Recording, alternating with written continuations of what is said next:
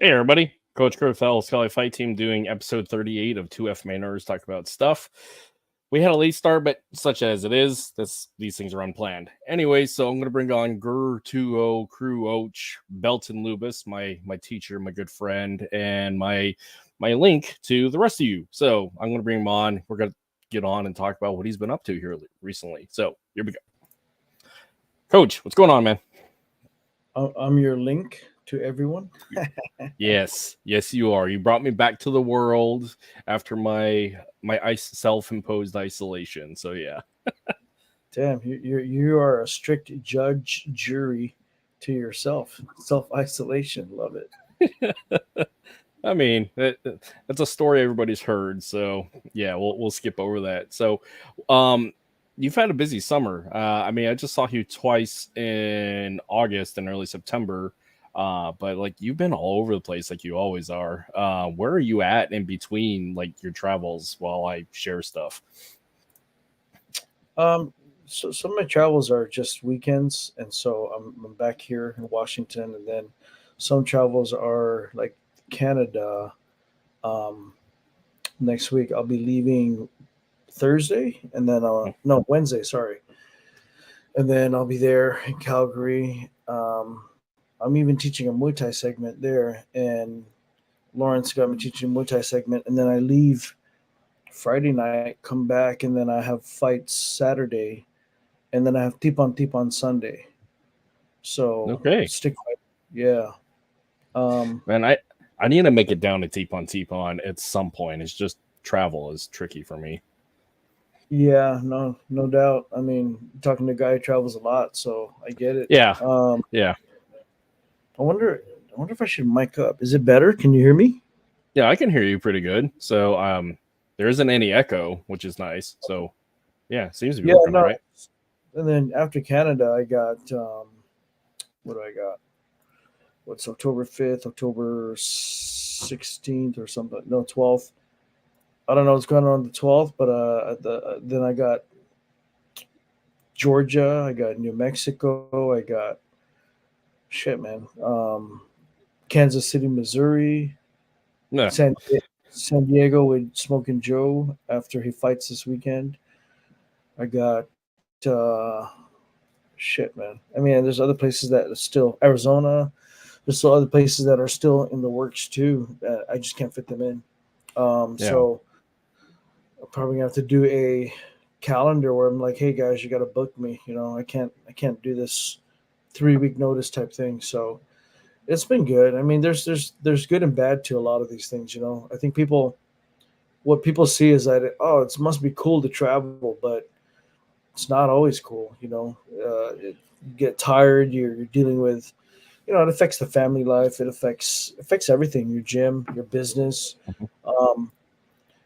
I think when people think it's cool, they only see the just like anything else. Social media, people see the cool shit. You know, post a video, they do this, but nobody talks about the story behind the story. It's different, right. You know, and that's where a lot of I don't want to call myself a master, but that's where a lot of instructors and grandmasters and masters suffer. You know, it's the unspoken part of that. You know, affecting family life, affecting personal life, personal business. You know, if we're on stage, we're on stage. So what happens backstage is tough. You know, so it's a lot of that. I think just not talked about. So, right. When people say, "Oh, you know, I'm happy for you, congrats," but you know, and what am I supposed to do? Like, I don't want to be that Debbie Downer guy. It's just like, oh, you know, this is going on in my life. No, so you're like, oh yeah, it's fun. You know, blah blah blah. Even just time zone, trying to adapt to time zone changes, things like that. So, and financially too, sometimes it's tough, man. I mean, you're out there, you know, I know they take care of you, but for the most part, there's still little things, you know. So, I just go for the spam eggs and Portuguese sausage at Seattle Airport at Hamiko or whatever that place is. Yeah, that's a great spot. Gate. You go to the Seagate. You know, be throwing gang signs. Seagate. No, yeah, that's a great spot. I'm reminded every time I come down to see you, like this life is not a life that I want to live any longer. And I mean, those who do it, I mean, more power, and we love you all for doing it. But yeah, that life is hard. I mean, just the idea of wanting to sleep in my own bed, because I'm selfish like that. I have a nice bed, and just you're constantly traveling throughout. There's that inconsistency of it, and it's just trying to be in one spot for any amount of time. Yeah, you got to go hustle, you got to go do the work and travel where it's going. But I mean, just that time to breathe in between is got to be something. I mean, Oh yeah, it's tough. Where'd you go? The hell did you go? I'm still here. I'm still here. Where'd you go? No, I moved the screen down so I can actually stare at my camera. I feel like I'm looking up because I got two screens. Yeah, I got you. So when it comes to traveling and asking for seminars, what is some of the protocol? Because you got a lot of people trying to get into the seminar circuit, trying to go do the traveling coach thing. But I mean, what are some of your travel tips and protocols that you would recommend somebody going into it? You better make sure that you got your business at home in place. So Hmm. I can't stress that enough. I'm not just talking about your personal business. I'm talking about your business. Yeah, So, being a full-time martial artist is cool, but usually a lot of guys that travel have a gym, or they have a maybe they have a job that allows them to travel. hmm, It's clear to take this off. So when you have that accessibility to travel, make sure your ducks are in a row. You got coverage. You got a group chat for the Muay Thai, for the kids program, for the FMA, for the Brazilian Jiu-Jitsu. And so if that's not aligned, there's only so much you can give. You're gonna burn yeah, yourself out. I've been warned by many people, you're gonna burn yourself out. You're gonna burn yourself out, and that's a real damn thing. So yeah, um, I think if you plan it just right, and you work that to where you don't end up, killing yourself, then you'll be yeah. fine. So that's one. If you got a 3 hour seminar, I think the last seminar I just did, I actually didn't know how long I was going to go. So if you have material, let's say it's 3 hours, right, and you're doing a 3 hour seminar, Hmm. you got when you do seminars, you can go over basics, and you can go over like stuff, but what happens is sometimes you lose people. And Hmm. I think, when you go to seminars, the reason why you get all the flashy stuff is because, I mean, think about it. You only have so much time. So you show the good shit, you get them all excited about the art. It depends on the focus. Your audience is another tip. You know who you're speaking to. So, um, are they fighters? Are they not fighters? Are they, what are they? Are they, are they regular students? Are they, uh, weekend warriors? So when you know that, sorry guys, just had You're a busy man. yeah. So if you know your audience, then you can plan around that. But you should always be prepared for curveballs. If you're Hmm. not, it takes a level of expertise, understanding yourself as a coach, your level of knowledge. Because when I was at Idaho, I didn't think I was going to go till a certain time. I thought it was only be a small time, but we went 2 more hours or something like that. So if you didn't have the knowledge base, you can get caught into like, oh man, am I providing enough for them for what they wanted? So you have to be prepared. Like the seminar in Calgary, I got 3 hours, so Yeah. I'm going to divvy it up between fight tactics, stick fighting, because it's a stick fighting group. Hmm. You got, I don't know, you might have some weak calf HEMA guys, you might have, but with all those type of backgrounds, if you teach on concepts and principles instead of like combinations and whatnot, then you're probably going to be okay. The first hour, so you got PTK Sabayan. I'm just going to deconstruct Sabayan, play with Hmm. that a little bit, and then you have some NSI, and then you BALINTAWak, and then stick fighting concept. So I'm trying to blend it all in and try to manage that time. Time management is important as an instructor. So when you teach class, you got 45 minutes, you have an hour, hour and a half. You got to know where you're at. I mean, you got to Hmm. know when the warm up is. So that's a skill in itself, and I feel sometimes people haven't developed that skill. I mean, if I went to a Yeah. seminar, I don't know if I can do jab cross the whole time. No, that's boring. I mean, that's stuff that should be done prior to the seminar, unless it's like a very like we are going to introduce you to the arts, to the sport. But typically, if somebody's going to a seminar, especially if it's a high level seminar, you should have done your homework ahead of time. Although, Yeah. I mean, we've seen it at several times. I'll just use West Coast Camp for GM Bobby. Is that like you got some very basic people, and then of course you got some very senior people, and GM Bobby does a really great job of running everybody through the core, and then adding all the extra stuff with all his FQIs. So Yeah. but he's a master at that. So Yeah, if you look at that format, right? So we all, as a group, went through basics, and GM Bobby is pretty strict and very adamant about, hey, I'm going to teach curriculum, and you're going to learn good basics from me. Your FQI people, I mean, that's you. That's an expression of you with your basics completed. So, throughout the years, what I've seen with GM Bobby seminars is, now and then. So lately, he's been like, hey, FQI XYZ, show us something. Show us something. So it opens up the door. It opens the floor. So then you get to see kind of like where your path is, where your journey is. So that would go, oh, cool. That's what an FQI is, and that's cool technique. But otherwise, if that's the case, GM Bobby would do a seminar just saying FQI, cool advanced techniques. That's not what GM does. So it's those chance to kind of see where everybody's at. Well, how is his art progressing? Are people staying true to the fundamentals? Are they being solid? Are their instructors teaching things properly? And GM knows me. He knows how I teach, and so if you're my student, expect a certain level of quality, I guess you'd say, and cleanliness, so that GM Bobby is pleased with what he sees. But if GM Bobby's just like, what the hell is that? Or what are they doing? So that's a little bit of a red flag. You look at Dr. Kelly's seminars, Water and Steel Friday is, Dr. will always start the day off and he'll always end the day. Yeah. And it only makes sense. He's the grandmaster. Hey, NSI, boom, start the day, end the day. The fillers, between myself, Jeff Johnsgaard, Guro Martin, whoever else is the fillers there, Professor Bob Anderson, et cetera, et cetera, et cetera, and some guest instructors that come through from the past, they'll throw some stuff in. And what's cool is, when Doctor comes in after the fact, he'll actually connect all of them. That's part of his mantra, connect the systems. And so you get to see that, whether you have a Sambo guy come in or a knife guy or whatever, Datu has that way of operating in his brain.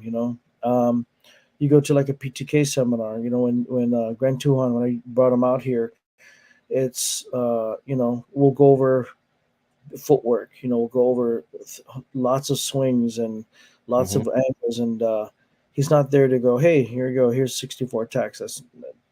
Benton's never shown that on a seminar, and sometimes bits and pieces of it, at least in my experience. I should say never, because those guys have been around longer, and he's done that. But at least the ones that I brought him to, and ones that I've been to, hasn't really had people show stuff. But we do a lot of reps. But then there's seminars and there's workshops, and then there's you go to, when I was going to Philippines a lot in December, so I shifted my time frame. I would be doing 2,000 swings, or hitting the fire.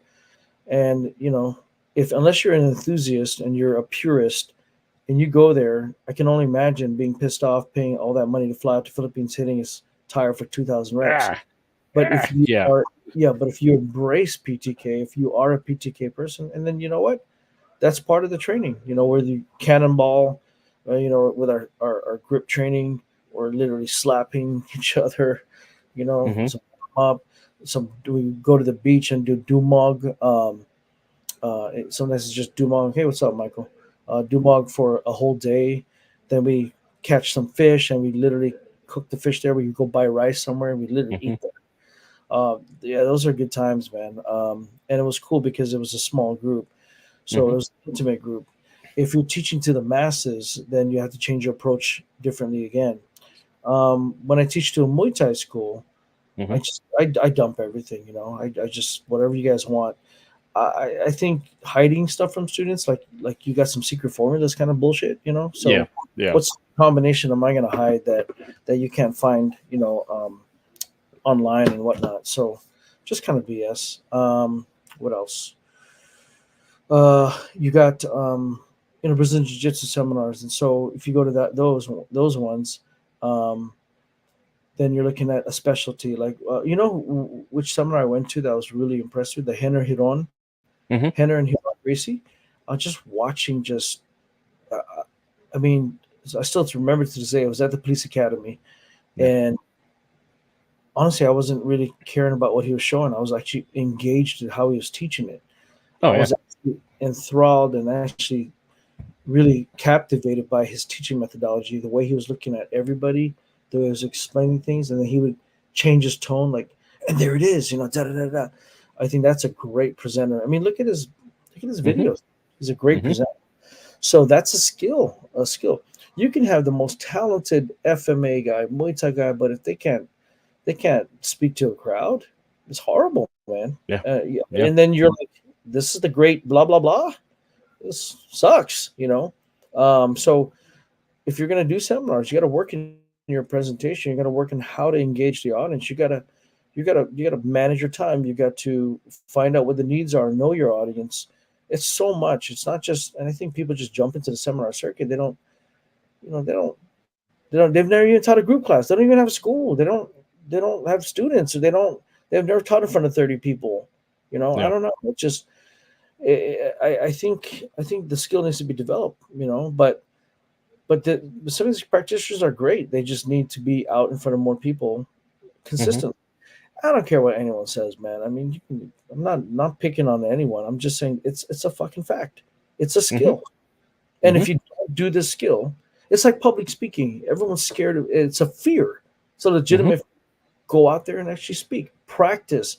Take the tips from the masters, like focus in that person's forehead, or scan the room, or just have a flow, a thought process. Mm. And you can't just jump into these seminar circuits and expect to do that. I And mean, we that's have whole different from. academy. Oh, sorry. Go ahead. And then that's seminars. But imagine being filmed by Budo Brothers. Imagine being Mhm. filmed by, whoever, right? And so when you're filming, that's different too. The videos that I put online, dude, there's videos back in 2008, I believe, or 2009 that I have, and Mhm. I wasn't trying to gain followers. I didn't even know shit about that. I just was Yeah. putting a video up. I Yeah. just wanted to put a video up. I just don't know. I'm like, oh, how's this Facebook thing work? MySpace was a little different, so I'm like, I'm just gonna put out a video. So I put out Yep. a video, and then I'm like, ooh, someone liked it.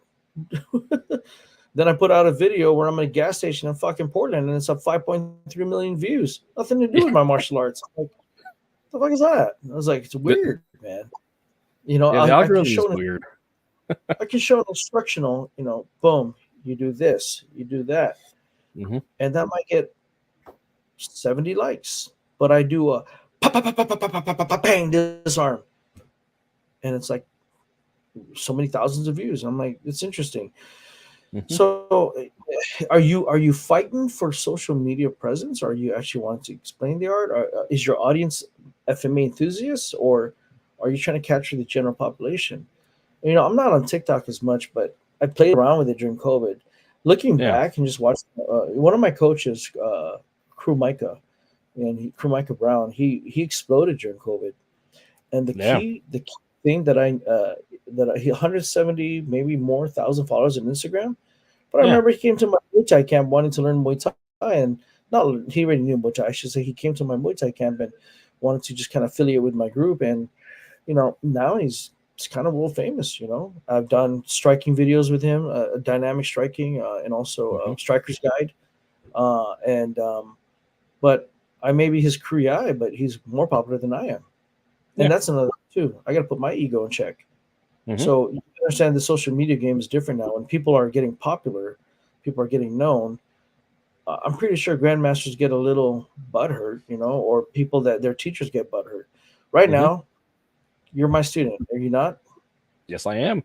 Yeah, let's say your podcast blows up to a certain degree of popularity. You know, if my ego's not in check, I'd be a little envious. I'm like, well, who the fuck's Kurt? I'm his guy. Yeah. So I think sometimes we just need to just be proud of these students too, because it comes back to me anyway. You know, people say, "Oh, Kurt, who's your teacher?" I'm like, "Oh, Belton." So That guy. yeah, so why be? I don't know. It's, you know, as you get older and you start seeing things a little differently from the first time you're this guy to now you're that guy, to where they're doing that to you.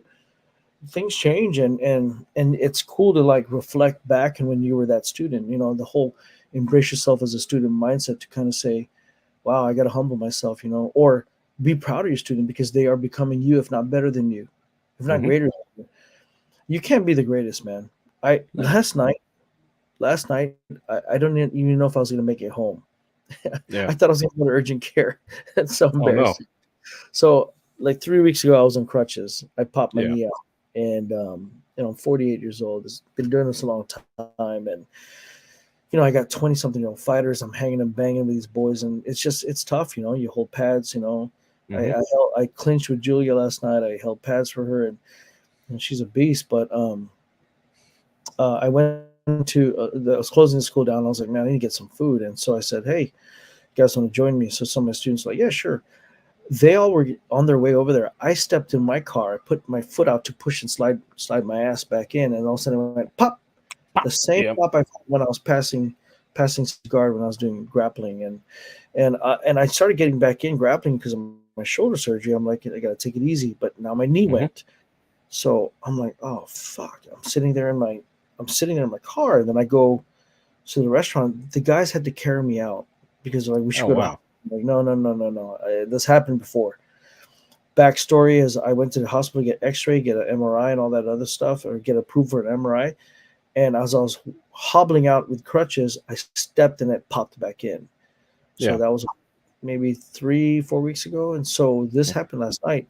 And I'm at a restaurant and people are like, what the hell's going on? I'm telling you, there's like 4 guys standing over me pulling my leg. I'm like, just pull, just yank it. And I'm like getting nauseated from the pain. And I'm just like, just go. If I get, you know, I think as martial artists, we're kind of accustomed to pain to a degree. And they're yanking. I need a breather. Stop. And then they yank it again. And I went, and one guy made a suggestion, Amir, one of my students, goes, why don't you go to the position opposite of where you heard it? And I was like, yeah, I think my LCL is out. So I turned my leg a certain way, and I was doing CPR, and I went, boom, and I went, I stood up, I go, I got to go take a piss now. An hour and a half, dude. I think people in the restaurant were like, what is going on there? You know, just a bunch of fighters, tattoos, and they're all trying to fix my leg. It looked weird, man.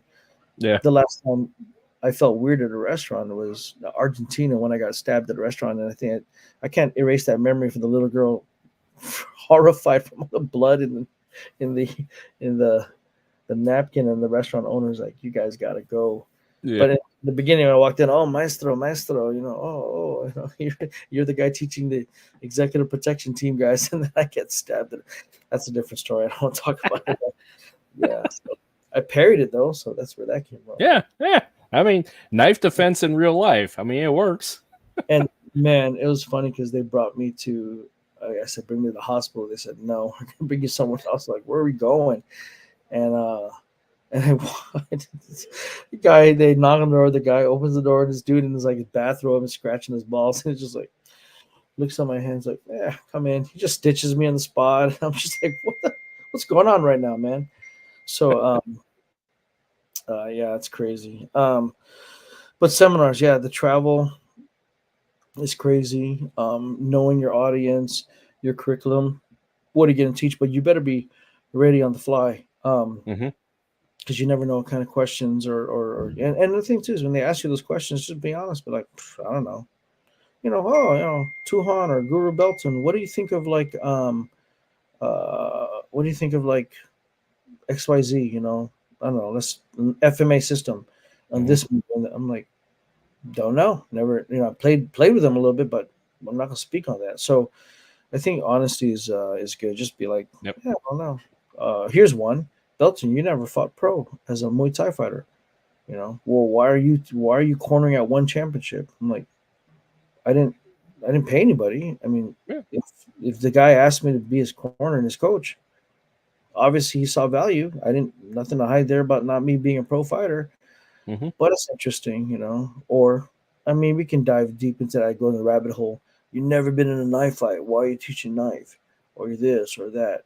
I mean, your hand illustrates that you were technically. So Yeah. Yeah. I've had a couple of situations. Let's just leave it like that. But still, but you know, it's just interesting how people. I don't think.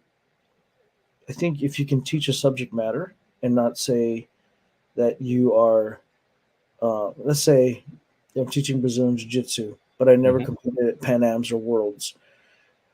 Teaching a subject matter in Brazilian Jiu-Jitsu, uh, I don't have to validate that by being a world's competitor. Now, if I'm a three-time IBJJF world champion, and say, "Come learn from me on how I finish these guys with my three awesome moves," that's Mhm. different. That's different, right? And I just, if the people come to learn, they come to learn. There's a difference too between doing that and being honest and being a fraud. You know, paper dragon. Mhm. There's one country I was teaching at, and um, no, I'll just say it. It was Argentina, Mhm. and I asked the group. I said, you know, I was teaching knife. I said, "Do you have any questions?" And I told the interpreter, and the students looked at me like really confused. And I looked over at TUHON, and I was like, "Why are they confused?" And said, "No one's ever asked them for feedback or Oh. open the floor for questions." And I went, "Well, what do you mean?" And I found out, and this is, you know, that when these masters would come through, they would come through because maybe they spent time in the Philippines for 3 days and they got a certificate, and they're like, "I am this and that guy," and don't question me. I guess JKD is really popular there, and then some questions were asked about JKD, and I just answered them. And some questions were asked about Muay Thai, nothing to do with knife. I answered them, and then suddenly the crowd was more engaged, and you got fake masters coming in there and just saying, "This is how it is. Don't question me," or $20 per picture, or I don't know what they do, and it's just interesting. So the community there received me really well, and they were generally just honestly, earnestly wanting to seek knowledge, and Mhm. I had a great time, you know, other than getting stabbed. But I mean, I went to Argentina and all I got was the stab shirt. Yeah. well, like I was stabbed at a restaurant, you know, but just a lot of drinks, you know. But I do I mean, love mate in the morning. We'd have mate, then we train. mhm. Uh, yeah, man, I should go back. But anyway, I need to make. I think next year I'm gonna go to Philippines. It's been a while since COVID, so I'm gonna work my way back there. I Mhm. gotta visit my cousin, Gran Tuhon. Mhm. So and visit, and then I think the BALINTAWAK camp's gonna be there next year, Yeah. and Yep. so got to be healthy for that because I guarantee GM Bob is gonna want me to fight or do Yep. something. Yep. But yeah, no, seminars are good. They're cool. Just understand this too. I've been to seminars too where the instructor's teaching a concept, like Mhm. a group dance seminar. Mhm. Just you can do this, but you can do that, and then you can do this, and you can do that, and you're like, whoa, that's seven. These guys are scribbling. Yeah.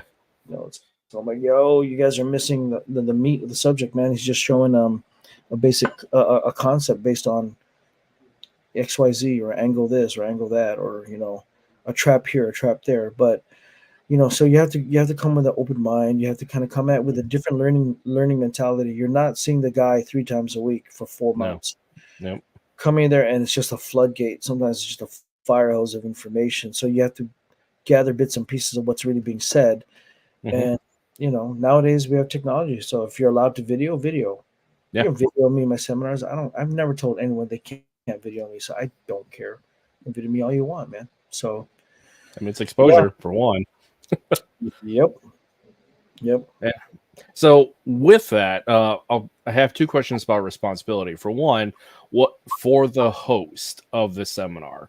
What are some of the responsibilities would you suggest for them from lessons learned? if they are going to host an individual like yourself for a seminar? What things should they have in line? You know what? Bringing in a one championship fighter might cost you $3,500. Might cost you $4,000. Might cost you $5,000. If you're going to bring in somebody, you might bring in an FMA master whose minimum requirement is 30 people. You make sure you understand you lay it out. You know, I think what's his name, Datu Nieder. When he came into my gym, he was very good about that. It's an uncomfortable subject, you know. Yeah. Like, let's talk about money, this, that, and the other. But it has to be. You have to talk about those things. So lay it out, you know, and be transparent. Be like, hey, you know, I can take care of your flight. I can take care of your stay, or you'll be staying at my house or whatever. And then what you do is just kind of say, I project about 20 to 30 people. That's just for shits and giggles. Let's say $100. So 20 people, that's $2,000. But be clear. Don't say it's $2,000 and then give him 1,500 because you took it out from the flight and whatnot. So just have to be clear. And I'm not perfect, man. I've been on one end where it's not clear. I've been on the other end where I wasn't clear as the person coming in. I'm like, I got about 30 people, and then 15 show up, and you're like, oh shit. Yeah. And for the most part, I've had very, very gracious grandmasters and masters like, it's okay, da da da da da, and let's build it. Let's build it. And those masters and instructors and whatever, it just makes me want to bring them back again, because if you build it, you know, the whole build it, they will come mentality. You know, 15 people might be 30 might be 40. You know, find your venue site. Make sure you take all expenditures into consideration. Put your, you know, grandmaster in a hotel and then find out he's been ordering in food, you know, or things like that. You know, understand you might be going out to eat. You just, if you don't budget, man, I know people who done seminars that came out in the negative, or if not, they barely zeroed out. So bring in somebody that you vibe well, that you know is a good instructor. Don't bring them in just because they're a big name, but a big name is good. It can propel your school to a different level. If you brought in Boakau, or you brought in the man, that will help, you know. But understand, bringing in the man or the woman has its repercussions as far as you financially being in a hole, you know, or your reputation. If you promise 50 people and 15 show up, and then just find out what their needs are. You know, do they want, is it an 80-20 split, 70-30, 60-40, 50-50? What is it? What does it look like? So then that person on one end, if I'm taking 3 days off and I'm canceling private sessions, I'm not in my own gym, you know, is this worth it? I'm always going to say it's worth it, because especially if you come at to me with a humble heart and say, hey, I maybe have 10 guys and we just want to learn. Like New Mexico, I might be teaching a bunch of stunt guys who do stunts for Netflix. That's cool. And, you know, I'm not a Brian Sloyer, and shout out Brian Sloyer, you're a badass, you know, but Guru Brian, who actually has a stunt company, but if you're doing some fight scenes and whatnot and some knife, you know, 10 people, that might become 20, 30 next year. So why am I going to be beggars can't be choosers kind of mentality where I'm like, yeah, you know, I need like, I'm Belton. I'm TUHON Belton. I deserve more. No. But that's me. You might be Master John, Master XYZ, Master Billy Bob, and you might need 30 people because you are taking off from work. Or maybe your value and your perceived value of who you are is higher than what you think other people, what other people think you are. And it might hurt your reputation. It might hurt your ego. I don't know. I can't speak for those people. I can speak for myself. And I'm pretty easy to work with, but don't take that as a sign of like, oh, Belton come and do for free, you know. But I've been in I've been in a lot of situations where I just came there just to help promote the art, help that student, and from the bottom of my heart, just want to just see them succeed in one form or fashion. I got a guy I'm training in Costa Rica right now.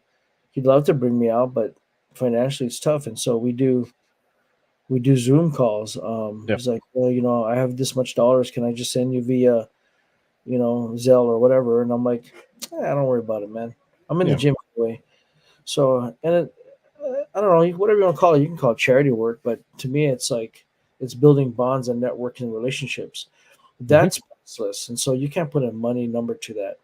Now, if I'm great Grandmaster Belton 20 years from now, and I can't travel as much, and that's all I do, and I got, I don't know, maybe $5,000 is what I want. I don't know, but that's not me.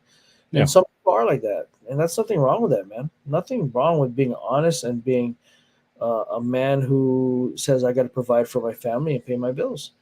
Yeah. But if the communication isn't clear, then that's when it can be a problem. You know what I mean? Yep. Hey, what's up, guys? Brent, Chris. We have a couple of guys on Instagram. We have Mark and Brent over there as well, and Cameron. So everybody says hi. What's up? What's up? Yes, I'll be in Calgary doing FMA. New Mexico, I'll be doing some FMA with some Netflix. Nice. There's stunt guys, but I'll be doing a Muay Thai seminar, and then the next day doing that. And I met this guy in Thailand when I was out there. So he has a school. He's a pro fighter, Mark Entenberg. He's also a WBC representative, WBC Muay Thai. So again, building those networks and relationships, So I think being a multi-art person helps open up his doors. But my forewarning is sometimes if you're dedicated to one system, you become a master of your craft in that one system if you got the time. But if you're going to go, hey, I'm going to do what Belton's doing, I'm not saying you can't, but if you don't got the time, don't pretend to be that guy. Don't do 3 FMAs. Okay, I'm a TUHON and PTK. I'm a guru in BALINTAWak, and I'm a senior instructor, or whatever in state. Region West Coast director of NSI. We don't really give ourselves title. It's not like I'm Guru Belton from NSI. It's just I'm just whatever coach belt because Datu's Datu. Love that guy. And so because of that, I've had people ask me, how do you get away with doing all 3 systems? I've known and heard TUHONs who had issues with me doing BALINTAWak. I've known BALINTAWak guys ask me, how do you get away with doing knife and stuff like that? And, how are you able to do that? And then the only person that really doesn't really care is Datu, because Datu's mantra is in connecting the systems and finding art within your art. And Datu doesn't have to worry about my loyalty. Neither does the other grandmasters. And I think being clear in your communication with that will allow you to do Muay Thai. But I've had masters say, don't do that Brazilian Jiu-Jitsu bullshit, don't do that. You mean FMA is better than BJJ? I mean, if we're going to dive into that bullshit. Hey, man, I'm a BJJ guy, 4-stripe brown belt, and I'm an FMA guy. And I would like to say, putting all modesty aside, other than being a black belt, which is really the next level, I've been doing BJJ a long time, since 1994. Been doing FMA just about the same time. I moved down here when I was 18, so that's a long fucking time.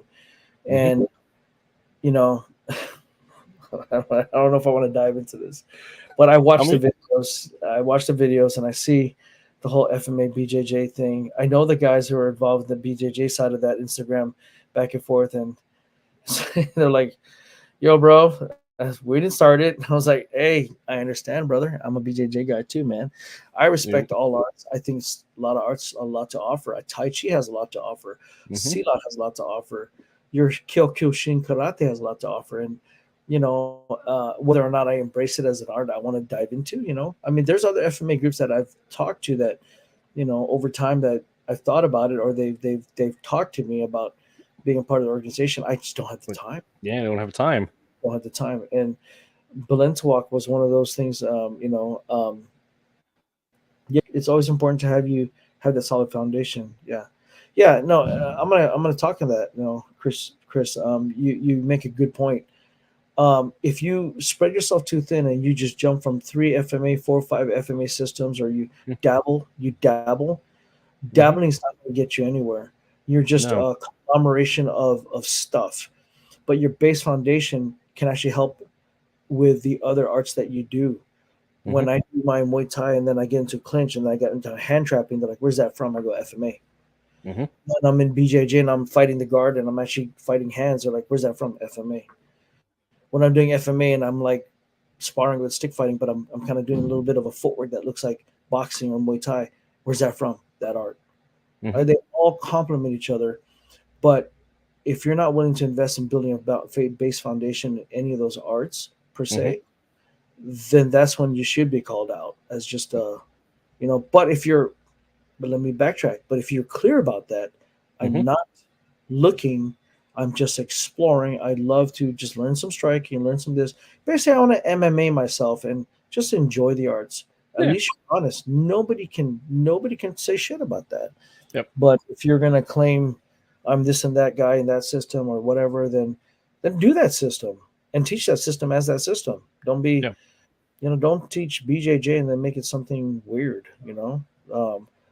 Don't BJJ is not Aikido, but there's some stuff there that kind of relate.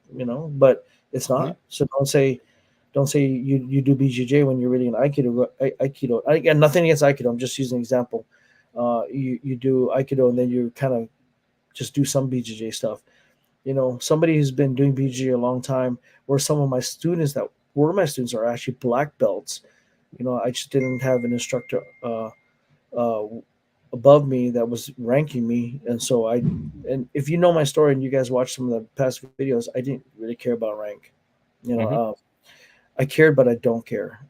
You can ask Dr. Kelly when he asked me to bring my belt, and I thought he was talking about my BJJ belt, my purple belt. And because we're teaching 8th-degree Kyokushin Okinawan guys that came through that wanted to learn a little bit more about FMA, Mm-hmm. he goes, "Yeah, what about the black belt I gave you years ago? That's who you never gave me one." He was like, "What are you talking about?" Same thing with Grand Tuhon when he was like, when one of the Tuhons goes, "Why are you ranking his student above him?" He goes, "What do you mean?" He goes, "You're giving that guy Agalon and Belton is nothing." What? You just told him to teach. So, and then I ranked up pretty quickly after that, Mm-hmm. you know.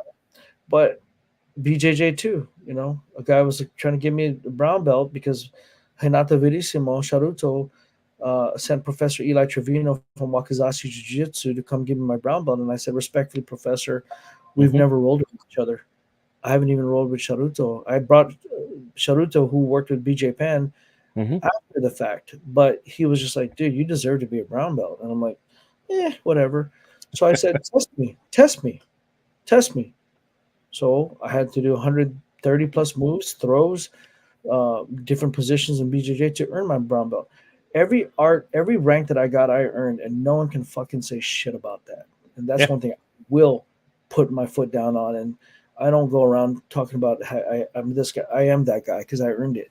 Well, the So proof is on the mat. The proof is on the mat, in the cage, and in the ring. Your body of work shows that, and this is even before social media. Yeah. exactly. Social media is a cancer. It's a wonderful tool, but it's bullshit sometimes. So Yeah. you gotta. Anybody can be famous. Anybody can do the right thing, the right algorithm, the right timing. Like when you post, you don't post on a Sunday. I do it because I don't care. Sometimes I do, but in the beginning, I found out you got to post a certain time when people wake up. You got to do it not on a Monday, but on a Tuesday, never Mm-hmm. on a Friday. There's all these. You can actually pay for courses, and truth be told, I did, and I found out when I looked through the course, I'm like, I do this stuff already anyway. It's Yeah. called common sense. Yeah. So social media is dangerous, but it's a wonderful thing. And the whole BJJ FMA thing, I'm not trying to skirt that, guys. It's look, they all have something to offer, and it comes down to, here, okay, there was a guy trying to stab a guy at the Wynn Hotel in Las Vegas. Yeah. I didn't use FMA, I used BJJ. So which is better? I'm not saying BJJ is better either. I'm just saying, which did I use? You The just guy, used a tool that worked for that situation. dude, I grabbed him and I threw him and I put him on his belly and I did a knee on back, not a knee on belly. And I grabbed his fucking belt, I grabbed his collar, his jacket, which is like a gi. So those who say no gi's the best, I mean, come on, man, you don't walk around naked in the streets. I grabbed his jacket, if you want to. I grabbed his belt, and there's video. You can put the link up. And let me send it to you. Yeah. Here, you guys can watch this damn thing. It's proof. Because there's proof. Hold on, let me find it. Can you? Can you look up and go to Facebook and just Yeah, I'll find it. I think Las Vegas. I was with a one championship fighter, and I was teaching a seminar in Las Vegas. Yeah. Helping be one of the guest instructors, and we heard Joe Coy ate at the Wynn Hotel. So like, let's go to the Wynn Hotel. My fighter Julia was there with her dad, Joe, and Joe Natawat. So I also have social proof. So there was a commotion going on. I found out after the fact that the guy was slapping food out of people's hands and he was urinating in public. So they kicked him out, and as they're kicking him out, he was fighting them. And so we're eating our dessert because the buffet is about to close. We got there after the seminar late, and I'm just like, whatever, dude. It's just a commotion. And it started getting closer, closer, closer. And I looked at Joe.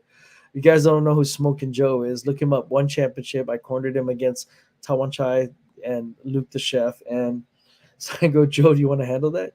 He says, oh, hell no. That's a dude with a knife. So I was like, all right. Okay, I got this. They pushed him against those columns, right? And he was reaching the table, and I yelled, I go, hey, he's grabbing knives.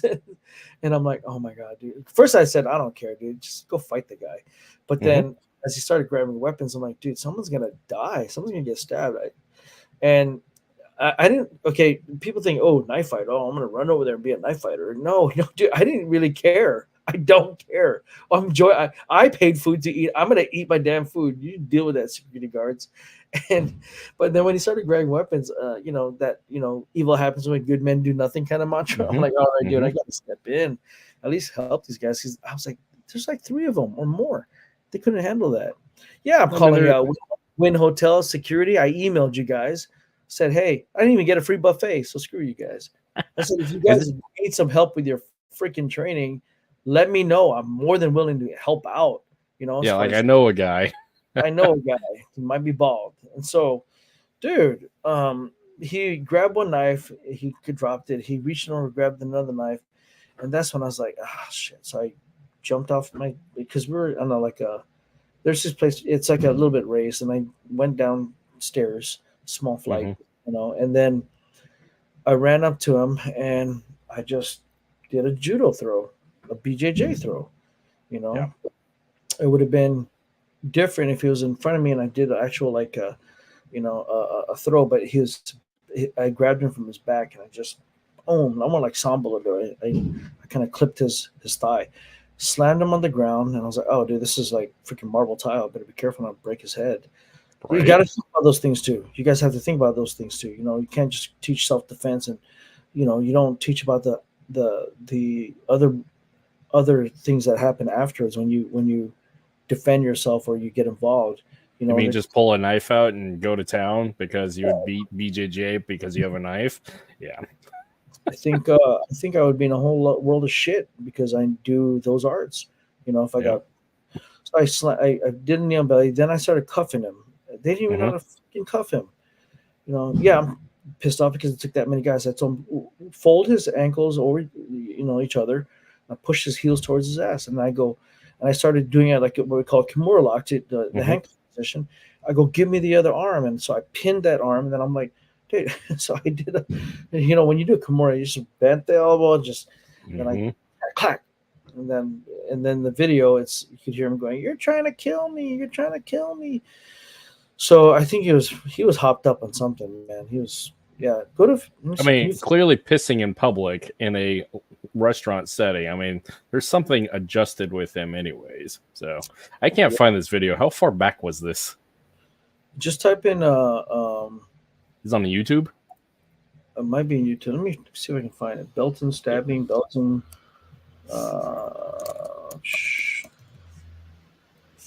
Belton Hotel. Belton Woods Hotel? No.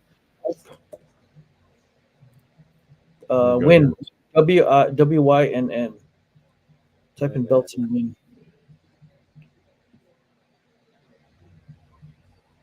There's a bunch of reviews on here. I mean, it's the algorithm. Wynn Hotel. Let's just go to your YouTube channel. Yeah, it might be there. Anyways, so yeah, what were we talking about? Oh, FMA-BJ. I personally think when it comes down to it, the practitioner that's oh, here it is, right here, dude. Oh. Okay, let me share the link. What do you want me to do? Put Just it in message the it chat? to me. Yeah, throw in the chat or just message it to me. Okay, I'll message you right now. Let me see your messenger. Because like this issue about third-party Good Samaritan self-defense, it's a tricky subject because as a skilled practitioner who has history. There you go. It's sent to your messenger. Go play it. Are people still watching? Yeah, there's people watching. Either way, it's going to be on Spotify and YouTube anyway. Eventually. Did you throw the Facebook Messenger? Yep. Watch me get prosecuted for manhandling a dude. Oh, there it is. Pull this up. You should put the volume music. You're killing me. I didn't kill you. I could have. I mean, true power is in the opportunity to destroy and choosing not to. There's my other Dune quote of the day. This. Okay, go back. Look how many people it's in. So you can see I'm wearing a Warstring shirt. Mm-hmm. What are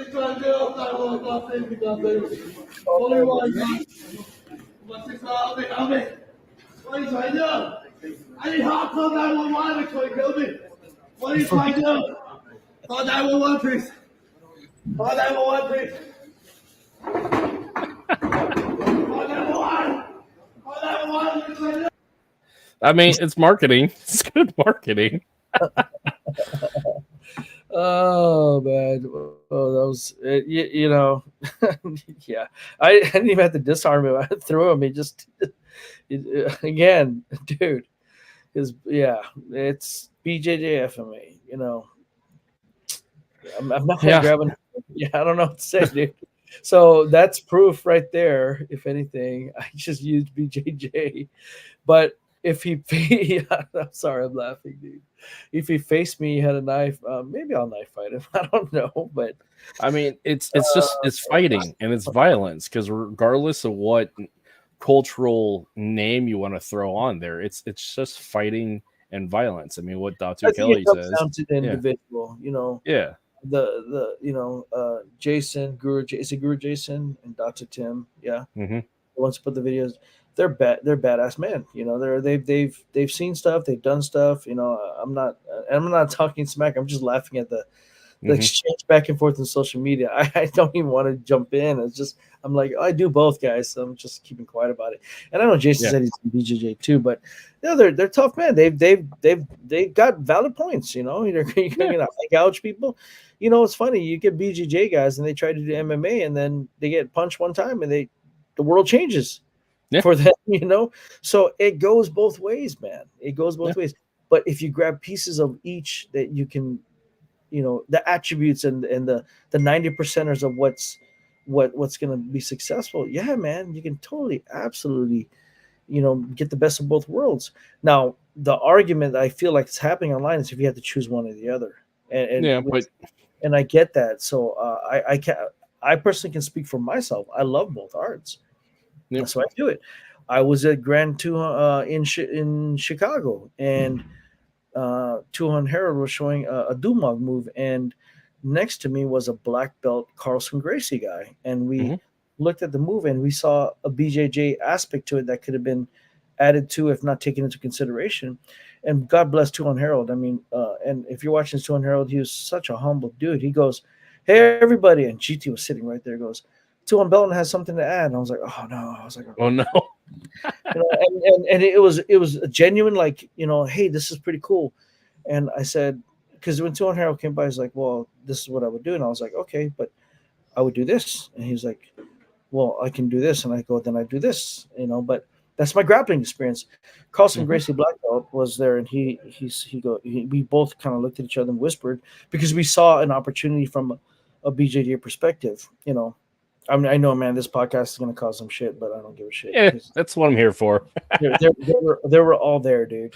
And TUHON Herald goes, hey, TUHON Belt wants to show some stuff. And I was actually worried because I didn't want to disrespect, Tuhon Harold's presentation, because all the Tuhons were kind of showing some stuff, and then GT was sitting there, but GT was actually watching too, and it's just like, oh, well, what is Tuhon Belton going to show? And all it was just a knee on belly thing with in a lockdown position with a stick, and I just mentioned that where your weight displacement is and the knee on belly and how you hold the knee on belly, you can easily be swept if you don't do this or you have to do that. And I swept him, and I borrowed the Carlson Gracie black belt because he knew what I was going to do, and I wanted the guy that does the art to be my uki. I actually told him, I go, you do it. He goes, you're the Tuhon. I'm not doing it. I'm not going to get involved in that. I go, all right. So I did the move, and it was a good, and everybody just kind of just made the small adjustment. It was nothing. I wasn't taking anything away from the presentation. I wasn't discrediting anything with Tuhon Harold or PTK, but Tuhon Harold brought up an awesome opportunity for just kind of like a small little adjustment. And I really, to this day, I give him props for that, because it takes a lot for a man to kind of just say, hey, what do you have to say, John Doe? Add that in there. Show us some stuff. And that humility, it stayed with me. I'll never forget that. And it took a lot for him to do that in front of everybody. And all it did was bring our group closer together, and we shared knowledge, and it was a wonderful moment, in my opinion. I hope Tuhon Harold would agree, but I had a great time, and I love Tuhon Harold. And GT just sat there, just like, he didn't do nothing. He didn't say anything about that. But it's just adding rocks to the pile of like the accomplishments. Here's the thing about this day and age too. Everyone is training. UFC caused a surge of people going into MMA gyms. So you have to kind of understand your attacker, your opponent. There's a reason why certain weapon arts that were doing certain things, because of the armor back in the day, because of the way the weapons were used, and so a lot of the movements were based around that. Why was it a low line? Was it C-Lot with a low line art? I did a video and Joe Rogan blasted it, and it got millions upon millions of views, and it was a C-Lot video by Pendakar Bobby Edmonds, and it was a great video on just low line knife attacks on the legs. And Joe Rogan just made a funny comment and just said, oh, the new TSA protocol for searching for weed. That was it. But my phone would not stop blowing. I had people in Vietnam calling contractors up who said, don't you know this guy? What the fuck? What bullshito is this? And,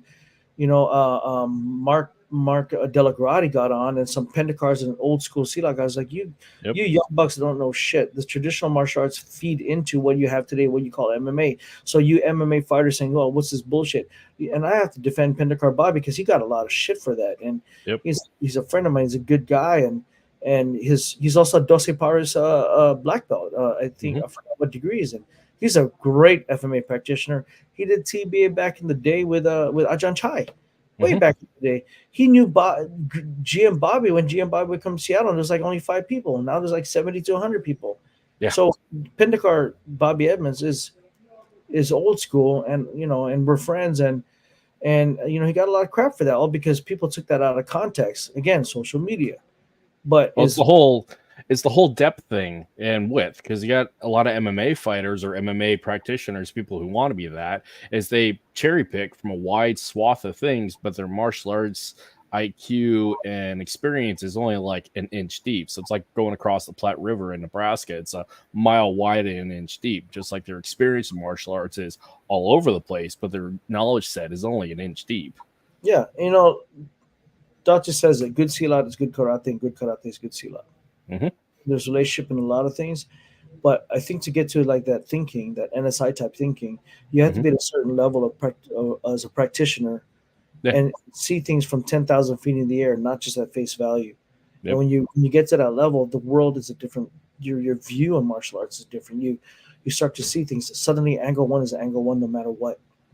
Whether it's an overhand in a Muay Thai, whether it's an actual reverse grip stab overhand, or you can actually come in with a standard grip, or you can be a stick angle one, which is an overhand. Dude, let's not get caught up, guys. Respect the traditional, teach it pure, honor your masters, honor your grandmasters, but understand there's evolution. And to say that is not true, it's actually neglecting how the arts evolved anyway from back in the day. So I call bullshit, you know. Go do your damn research. See who the master's training with and watch the evolution. Do not think for one moment that grandmasters aren't watching everything and making their thinking, their process of as them as a fighter, a practitioner, and a master isn't kind of coming up with scenarios. Case in point, GM Bobby, one of my tests. I was showing pop, pop, pop, pop, pop, pop, and he's standing there going this. Do it one more time. And I was like, oh no, he doesn't like it. It's my level 7 test, man. This is for my guru, my FQI, my full qualified instruction. Da da da da da. Hand switch, boom, disarm, bang. One time, and I was like giving Guru John the like, oh dude, maybe I'm gonna fail. I don't know. Yeah. Why is he asking to see it like a third time? And then when he was done, he just did this. I'll never forget this. He goes, good. Now I have the counter to that move. Shows you the thinking, the brain of Jim Bobby, the brain of all these masters. When Datu kind of watches other senior instructors teach, he's watching. And then when he does a segment in the end, he's like, kind of like what Belton did here. Bah, bah, bah, bah, bah. And you're like, oh man, that's fucking brilliant.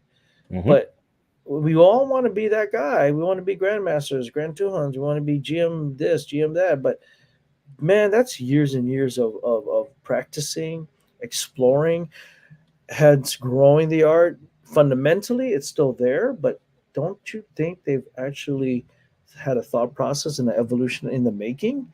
Yeah. If you've been around long enough, and I call all you guys out, have you not seen a grandmaster change a curriculum a little bit and adapt? So now we're doing this. Now we're doing that. Why do you think they did that? They did that because they saw something. They touched hands with another person. They felt that it's needed to emphasize a certain thing. A would tick here, a slash here. They just felt that we need to add another beat, a half beat, a quarter beat, whatever. So, but if you're not in the game long enough to see that happening in the micro scale, and you come at it and you just train all these arts, you're never going to understand the root. And when you understand the root of where that comes from, you have a great appreciation of the art. You have a deep understanding, and you just know, like, wow, okay, I see it now. Just like BJJ, as long as I've been doing it, an armbar is just a damn armbar. At the end of the day, it's just a hyperextension of the elbow. Whether you do it in FMA in your DUMOG or you do it in BJJ, it's a hyperextension of the elbow once you lock up all the other joints so there's no mobility. So when you isolate that and you hyperextend it to a point where the joint cannot go any further, you get the tap or the break. Because we tap in BJJ because we want to know longevity. Well, yeah, longevity, except 2 shoulder surgeries. You want to know where your break points are. You want to understand how you can kill someone and hurt them without killing them. And so that's what the Filipinos did with the sticks. It's blade. But then you have stick arts because it's an impact weapon. And then we get to that whole discussion. Oh, it's FMA is a bladed art. I would never grab it like that. I go, hey, dumbass, I'm holding a stick. Yeah. So I get on these podcasts and I say this stuff and people agree or disagree, but at the end of the day, you cannot try to argue with me and tell me that if I'm going to whack you with a stick and I say I'm practicing whacking you with a stick, stop getting mad at me for not treating it like a blade. If I'm swinging and I'm slashing, I'm doing this, I'm doing that, and I'm like, hey, I'm practicing blade, then I'm practicing blade. But that's my personal journey. We get so too judgmental, and I think that's where the problem is. Oh, it's the whole like filters and pre-verbal qualifiers, because the filter of the person viewing is based upon their bias and preferences and experience and education versus the person who's demonstrating, who clearly knows what they're doing because it's their own expression, their own demo. So, and without putting context and pre-verbal qualifiers as to this is what I'm doing, this is where it comes from, and the reasons why I'm doing it. But even then, social media, people don't read. People don't listen, they just see, and then they already argue because they just want to argue and not actually consume the data and actually have an interesting discussion or a learning opportunity. A fight is a fight, man. In one of my FQI demos, I disarmed the stick and I threw it at the guy's face and I just came at him.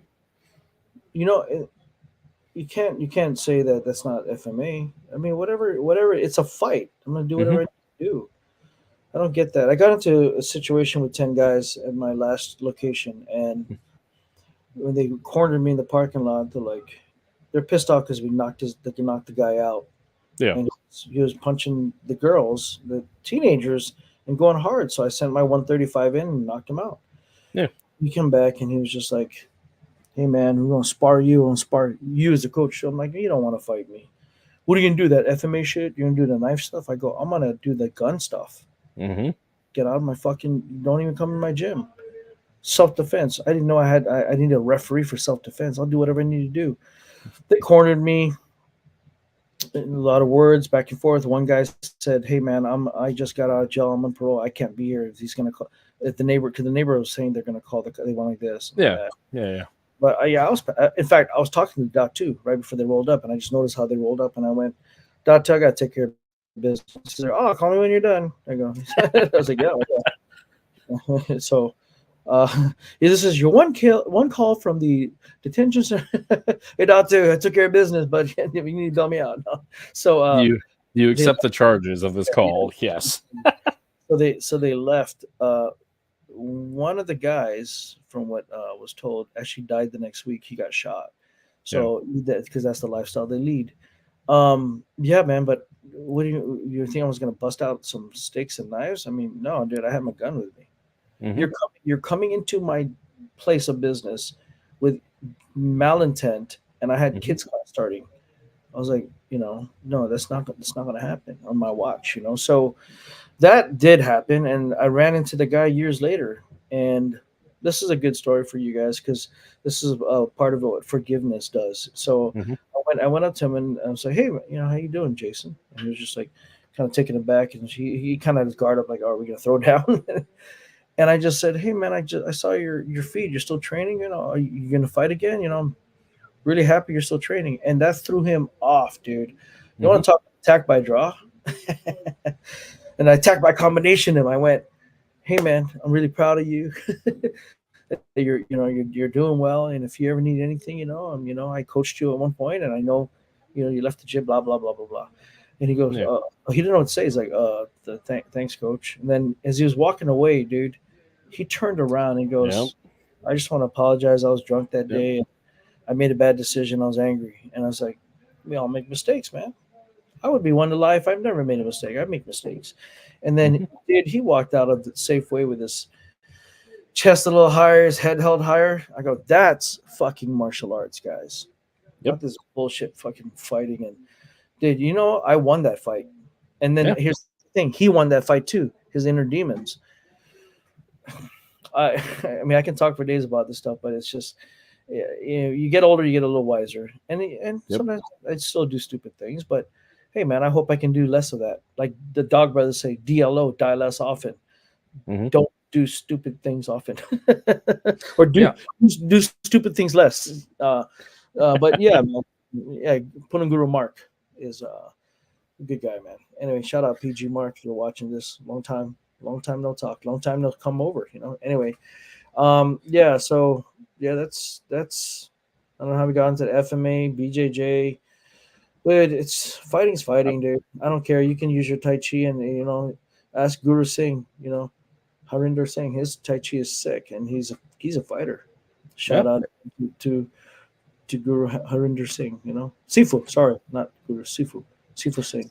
So here's a question: when it comes to like depth and length and history of martial arts, what do you say about people who abandon their martial art to go to something else? Like in my case, I have black belts in Taekwondo and Shotokan. I also have a Krav Maga background. Like I don't actively participate and practice in those arts. Do those black belts become invalidated, or what should I do with that? Because I know there's a lot of martial artists out there who have the same thing. Because like if you're in your 40s in America as a martial artist, you probably started in a Shotokan or a Taekwondo school, and you probably don't do it today. I would say Kurt is a fraud. He's AWOL, and we should ban him from any martial arts. Screw you, Kurt, for abandoning the Taekwondo. No, I'm kidding. No, man, it's gonna come back. You Yeah. can't hide neurology. Neurology is a real thing, and so you have repetitions. And if you have perfect repetitions, perfect reps become permanent. So you're Mhm. telling me you're gonna abandon it? You never abandoned it. You started a new journey of learning. You started a new neurological connection to movement in your brain. You didn't abandon it. Mhm. So shit, man. I abandon my Filipino because I'm an American? No, it's still part of you. Yeah. You can't hide the fact you did 5 to 10 years of that. It's gonna come out, and when it comes out, you're like, oh shit, that's kind of cool. Yeah. Now, moving your journey to another art, that's not abandoning. That's called, just starting another journey. It's all perspective and how you phrase things too. So if you Mhm. phrase it, if people say they abandoned it, that means that they're trying to deny the fact that it's in their system, and they ask them to do a taekwondo kick, and they go what, and you're like, Mhm. abandoned shit, it's there. It's Yeah, there. but I don't practice it anymore. I go, then say that. I don't train it anymore, but I did not abandon it. You can't Mhm. abandon neurology. Can you unlearn how to walk? No, because, and here's the thing, that's neurology, Mhm. repetition over time, learning how to, you fumbled around when you're taller, you fell a couple times, but you got your walking down. Breathing is a skill, walking is a skill. Your taekwondo, your kyokushin, your karate, your whatever, shotokan, that's all skills you develop. It's Mhm. not refined and it's not practiced, so the myelination around that nerve, that the movement action is probably not as strong, and maybe your swinging of a stick is stronger now, but Mhm. you can't. Look at trauma. That's what trauma is.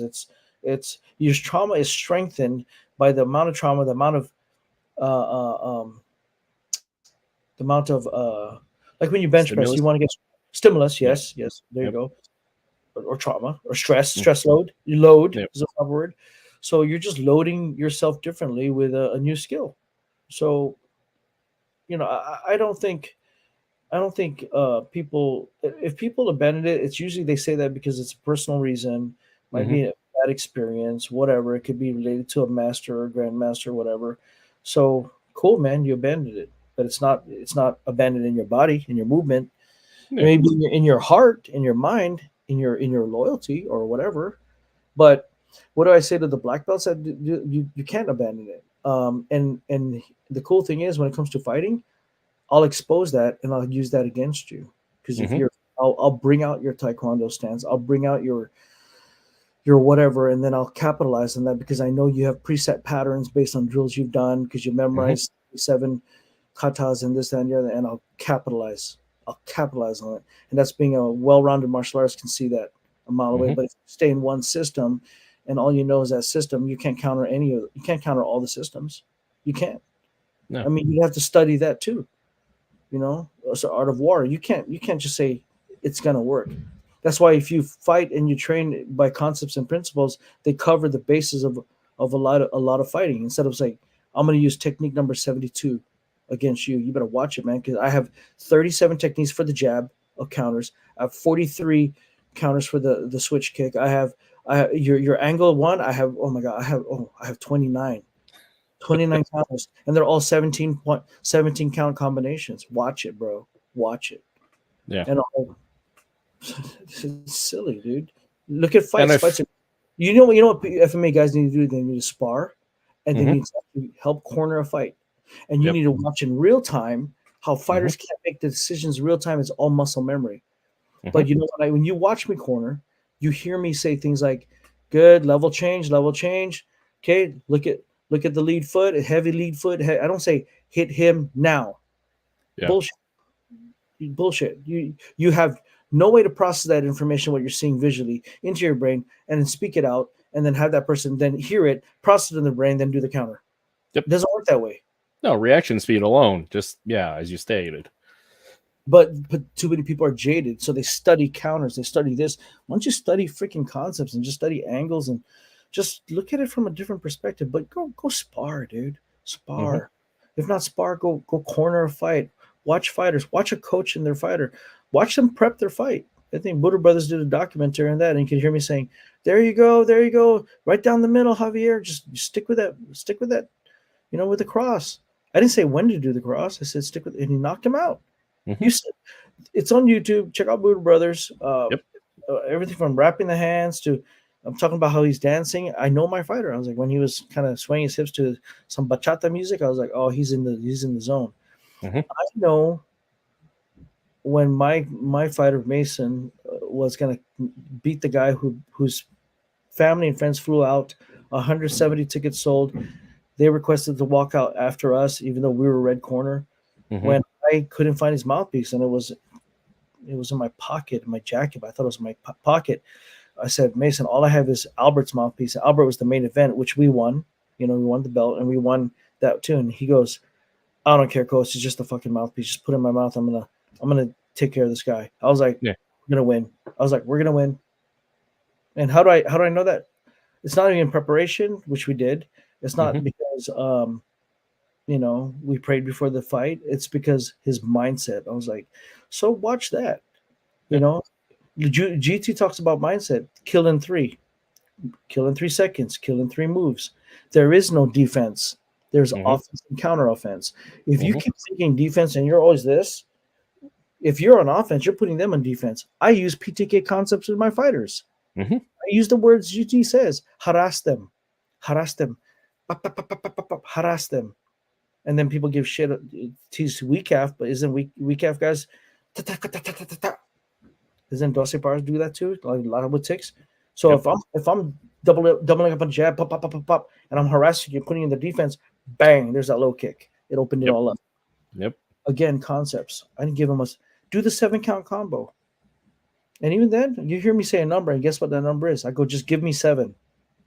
And the reason why I say this, I just want my person driving forward. 1, 2, 3. They pause, broken combinations, 5, 6, boom, 7. That's hard to read too. Instead of like a very, very rhythmic. We practice rhythm, tuck, tuck, tuck, tuck, tuck, tuck, tuck, tuck, tuck, tuck, tuck, tuck, tuck. But sometimes you need to learn how to break rhythm. You need how to break footwork. You need to break. It's just a lot, man. I think, like I said, FMA, BJJ spars all the time. They do a Mhm. move, they go live roll. Mhm. So instead of just learning Sinawali patterns, why don't you put on some fucking padded sticks and see if you can pull it off? Yeah. That would be a game changer for a lot of FMA practitioners, and some FMA like Grand Tuan, he spars. Mhm. He sparred Tuan Mick on one of Mhm. the when I was there. Dr. Kelly on his birthday, he did all the rounds on his birthday. Exactly, he sparred. Jim Bobby was a fighter, so before you go get your paper dragon certification and you learn from a paper dragon, maybe you should find out. So I sparred in Quezon City, fought there with PTK stuff all the time. I sparred all the time. I would train fighters. I see fight concepts, and then I teach combat and I teach combat sports. So there's value in that, but it comes down to also again, do you have the time? Everybody want to be that guy, but Guro Belton or TUHON Belton, how do you do that? Man, dedicate as much years as you have with what I do and the way I approach things, and maybe you can get there. But that's my journey. Don't base it on. Don't be Belton. Don't be Bruce Lee. Belton's Belton. Bruce Lee's Bruce Lee. Be yourself. Yep.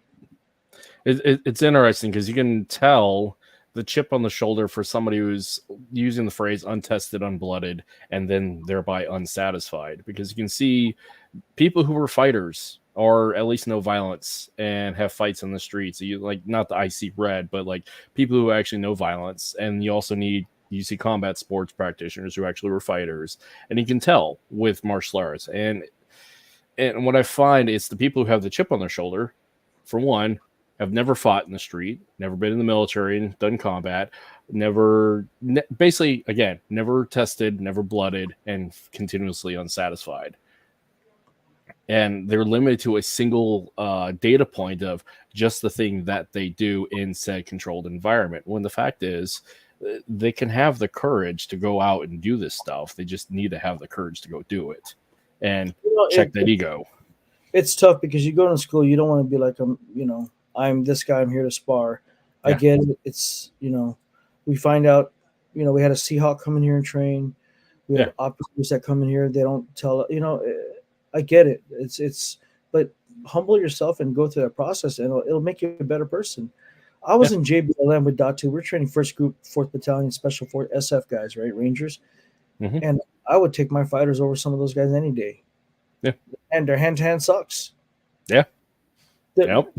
great operators in the field of their expertise, but their hand-to-hand. That's why we were there, teaching them hand-to-hand some stuff. But I mean, then it comes down to again the individual. So you can't base it on the art.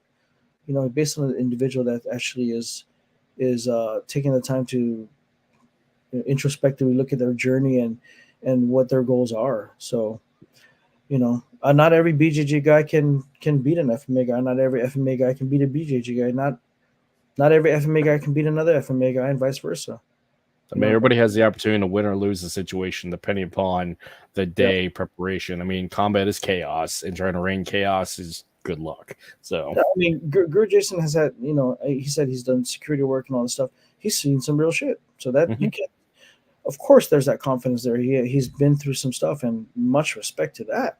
And you go to a gym, you watch a striker go against a grappler, and sometimes you're like, damn, striker, wow. And then you go another person and another grappler and striker, and then like, ooh, that grappler, wow. And that's how we keep growing. We keep adding to our base. What FMA has in terms of Dumog and some impact weapons and empty hand stuff and some dirty boxing and all that, I see the argument as far as a well-rounded, you know, non-sport based art. I get that. And when you become too sportified, there is problems with that too. I was down at Art of Jiu-Jitsu, AOJ, down in California, and we were about to spar. So I did tap, and I sat down. I actually got down on my knee because I've been training that way at another school here, and when we sparred, we didn't start standing up. And it was so conditioned in me, man. I was so pissed off. Yeah, I was so pissed at myself that I can't believe I had a training scar like that. Like I was actually gonna butt scoot my fucking way to the guy. I was like, did I just really do that? Did I just sit down? And from there now on, I'm like, nope. Boom, boom. Oh, you want to sit? Fine. Or if we're gonna agree to, I'm still standing up. Boom, boom. I'll grab your gi and then I'll go. But I'm not gonna untrain myself, you know. So there's something to be said about that, because if you try to dive in and do an Imanari roll on somebody standing up and I got to stick and go clonk. So you guys understand, I see both sides to it. I really do. Much respect to Dr. Tim, much respect to Guru Jason, and then much respect to the BJJ guys they're going back and forth with. You know, I watch it and I smile. That's all I can do. You know, but I love them all. I love them. I love them both. They're great practitioners, all of them. You know, the thing that I find fascinating is when you have the curiosity of one system asking questions of recognizing that there is a deficiency in said system, and then they start exploring and experimenting. Because like the 10th Planet guys, there's a great video of the 10th Planet guys and gals rolling with shock knives, and they're going through their filter of BJJ and trying to apply their tool sets to dealing with that hypothetical situation. And that is awesome, because there's an opportunity to build a bridge there. And just the same with the FMA guys who see BJJ and try to make it work for FMA. And that right there is the thing that we should be doing. But that requires, again, the check of the ego and the curiosity and the willingness to go experiment and fail.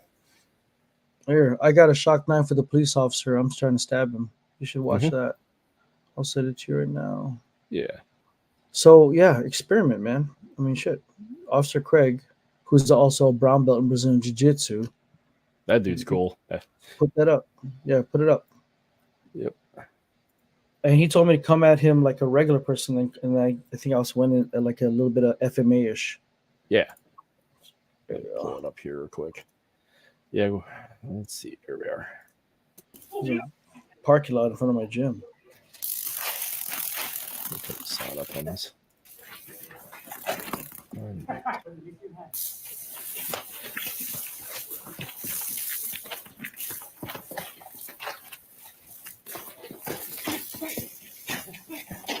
God, I love this kind of training, because I was doing this with our local PD years ago.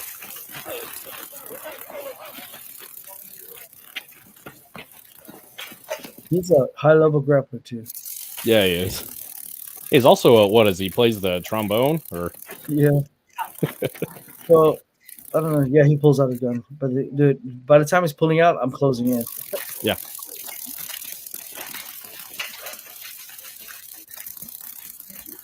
I mean, I did a bunch of videos here recently about this, about it's a bad math problem where you're on the reaction, having to deal with somebody who's coming just straight forward. And again, that's just fighting and understanding that. Yep, that's why we trained. You know, I had a 8th degree, 7th degree Kempo karate or Kaji. I forgot who it was. Came through. Doctor didn't tell me who he was. Didn't tell me his degree, and we started just touching hands. Yeah. Then he goes, "Did you know that was an 8th degree?" I was like, "Nope." Different art, man.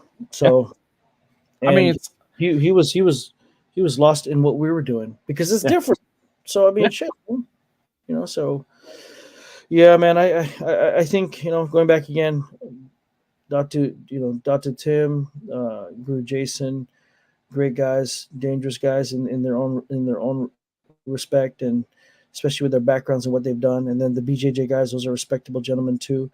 You know, it comes down to individual. It comes down to experiences. Comes down to really that. And I know from training scars from sport, that's a real thing. I know as an FMA practitioner that we can do things that outside of the sport rules that would give us the edge, and that's what they're referring to. And at one point, it's like, okay, we can keep going back and forth, or just honor the fact that, hey, you know what? Look at the video we just posted on me taking down the knife guy in Wynn Hotel. I did not use FMA, and I'm straight up. I used BJJ. I did judo throw, and I did a BJJ move to hold him down and then cuff him in Vegas at the Wynn Hotel. Video proof. So, you know, I just did what I trained, and at that moment, it felt right to grab him and throw him, not kind of like Palace. Or dirty box. I mean, if it works, it works, and if it works for you, then it's the right tool for the right time. Yep. So, Anyway. and again, we keep going back to it. It goes to depth of martial art and depth of fighting in combat sports experience. When you limit yourself to a single data point, you're already a step behind. So, yes, sir, Guru Errol. Yes, you're right. Good beard. I can't grow a beard, man. That means I'm not full Filipino, because how am I having a beard, right? I got a lot of Filipino guys like, dude, how do you do it? I'm like, man, I kept shaving, I kept messing with it, and then finally I'm like, oh, there it is. But yeah, you know, I figure if I have a beard, I look badass, right? Like tattoos and a beard, look like tattoos, bald head, beard, yeah. Dude, no one questioned me. Made me do seminar now because I have that. No, just kidding. Yeah, no kidding. Huh? Kurt's got strands. No, it's like straight up pube hair on my chin is what it is. So you got bulbul? Yeah. Do you know what that is? No. Guru Errol, what's bulbul? It's near your boto. I don't know. You know what? For a while, I didn't know I was speaking Ilonggo versus Tagalog, and my parents are from Iloilo. That's why GurTuhoKruoach calls my cousin. But I would get mixed up. Am I speaking Ilonggo or Tagalog? Or am I understanding? Yeah, Guerrero call. That's what you got in your face. You get some bulbul. But yeah, man. You know, that's why I got back into FMAs, because I grew up in Guam, island boy, but I wanted to. I saw that. I'm like, whoa, what is that? My dad's like, well, your Lolo did that. I'm like, why didn't you teach me? Because, you know, usually associated with gangs and this. And when you got families fighting each other, sometimes people get killed. And so it's not a very popular thing to teach your hey, we're going to put you in some FMA. You get called out, then you have to fight. So, but find out my grandfather fought guys in the province, that, you know, the farm situation there, fought like numerous guys. And my dad was like, oh, yeah, palisong. I'm like, Dad. So it's like, no, I want you to focus on your studies. Okay. And then what did I do instead? Went to FMA. I was like, nope, I'm going to learn about my culture, what we have to offer. It's beautiful, man. Yeah. So, yeah. I mean, if I was to make an Instagram video, I would talk about the beauty and why FMA works. And I could say, this is what I'd used in BJJ when I was in a knife situation in Vegas. They both work. And I go, the situation will present itself. It will present itself, and your training will go and divert to what you know. So, yeah. anyway. Oh man, I don't know how much time that you have because I know you're. I between actually have to run some errands, and then I've got this national champion coming from a Stan country. Man, you gotta watch out for these Stan people. Yeah. Uzbekistan, Kazakhstan, Kyrgyzstan, Turkmenistan.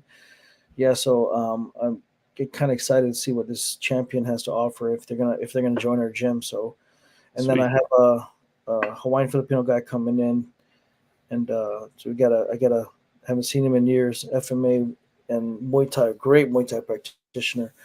But yeah, I'm leaving LA this weekend. I'm leaving to man, I need my glasses. I'm like He's just saying bye. Oh, okay. Saying bye. Yep. Yeah, I'm going to LA this weekend and then Calgary next weekend. So I'll be in Canada, man. Eh? So should be fun. Should be fun. And then I'll post stuff up where I'm going next. If you guys are in the area, if you want to come through, whether it's North Carolina, I'll be there for the World Camp, or Georgia or Texas. Texas is in the works too. And then or Alaska. Diego, Alaska. We talked about that right next year. So yeah. But anyway, I can't see all the comments. Are there any other comments I should address or anybody? It just, I mean, you got Girl Errol busting our chops here. You have a D-Man from YouTube saying he'll catch it on the replay. I mean, it's just basically it. I mean, this will kick back up on the Spotify. So, yeah, okay, it's fun.